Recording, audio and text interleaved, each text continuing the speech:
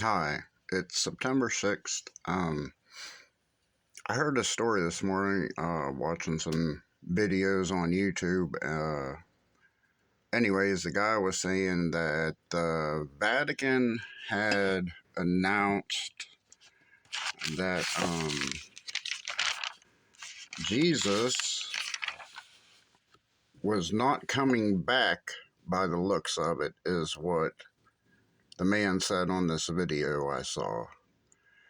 Yeah, he went on to say that the Vatican says the second coming may not happen now, but urged followers to continue in their faith. They said Jesus was probably drinking wine when he made the comment about coming back, the second coming when he returns. And they said, we all make promises we can't keep when we're drunk. And Jesus was no different.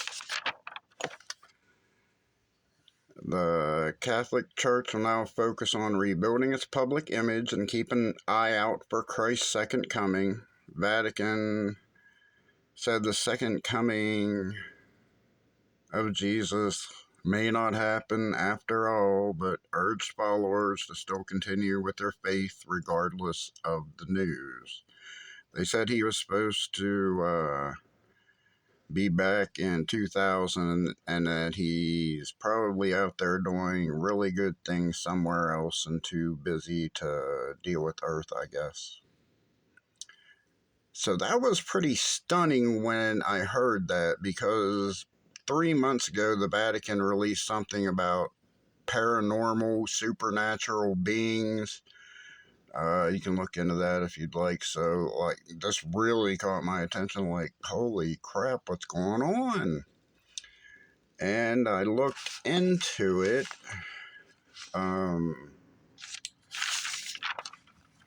And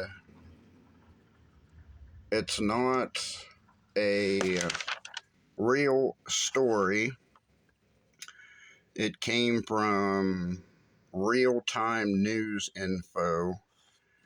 But that's recently what this guy was commenting on today on the video that I saw came from that. But originally, this idea was published in an article by Waterford Whispers News, and that's a comedy and satire newspaper and comedy website, and they posted that story back in 2014, and they just kind of redid it word for word, put it out there again. Satire's the art of making someone or something look ridiculous in order to embarrass, humble, or discredit it. The use of humor, irony, exaggeration, or ridicule to expose and criticize people's stupidity or vices. This guy on the video this morning was talking about Pope Francis, because he's he is the present Pope.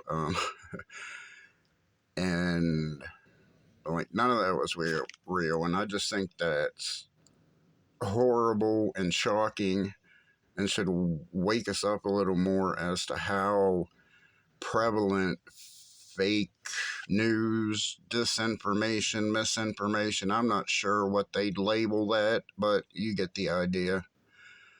So yeah,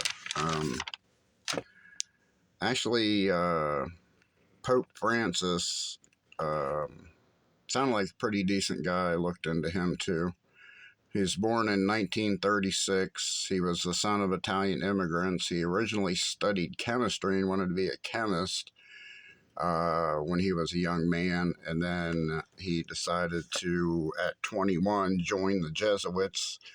And he always advocated for poverty and for the poor and us helping out their needs.